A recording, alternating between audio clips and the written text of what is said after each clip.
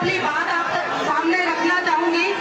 अभी ये जो पटेल साहब बोल के गए थे, बैठ जाओ, आगे से यहाँ से आगे चढ़ जाओ। जो बोल के गए थे उस बात का मैं पहले दिन से समर्थन कर रही थी, क्योंकि आप लोग अपने मन में पहले डिसाइड कर लो आपको करना क्या है। क्या वास्तव में हमको ये लड़ाई लड़नी है? तो अगर लड़ाई लड़नी है ना, तो सारे ग्रुपों को आपको इनवाइट करना पड़ेगा। आप कोई प्रो या एंटी मत करो। आपको चाहे वो जिन्होंने सही कहा, वो चाहे बीजेपी हो, कांग्रेस हो, बसपा, कोई भी हो, आप अकेले लड़ाई नहीं लड़ सकते। और मैं पहले दिन से ये बात बोलती हुई आ रही हूँ कि बिना पॉलिटिकल सपोर्ट के हम लड़ाई नहीं लड़ पाएंगे। लड़ाई तो लड़ेंगे, लेकिन हमको अटेंशन नहीं मिलेगी। हमको अटेंशन पाने के लिए हमको तरह तरह की रणनीतियां बनानी पड़ेंगी।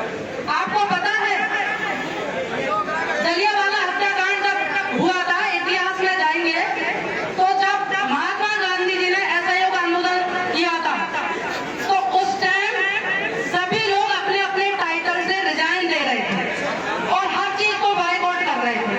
तो मैं ये कहना चाहूंगी, जैसा कि पटेल साहब ने कहा कि आपको सारे नेताओं के पास जाना है। अगर वो आने से मना करते हैं, उनको कहो आपके चारों तरफ बीजेपी के नेता हैं, आप लोगों ने वोट देकर के उनको बनाया है, उनको चुना है, कहो अपने टाइटल से रिजाइन दे। अगर आपका साथ नहीं दे रहे तो वो जिस दिन रिजाइन दे देंगे ना, आप आधी लड़ाई उस दिन जीत जाओगे। ये मेरा दावा है, मैं सच कह रही हूँ इस बात को। दूसरी चीज, हम लोग यहाँ पे महापंचायत की है, चौथी पांचवी महापंचायत है।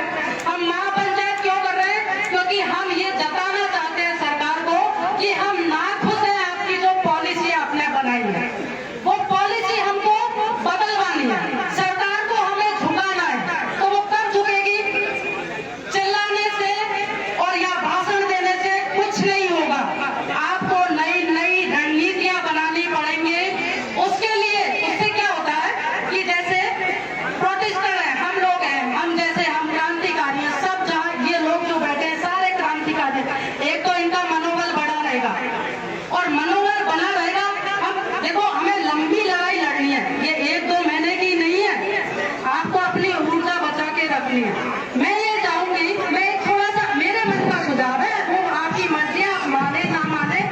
जितने भी गांव इसमें आ रहे हैं, हम एक मार्च करें, क्योंकि गांधी जी की फिलॉसफी पे अगर हम चले, पहले हमें गांधी जी की फिलॉसफी अपनानी पड़ेगी, बिना कोई हुड़दंग किए, नॉन वायलेंस तरीके से हम एक मार्च करें सारे गाँव में।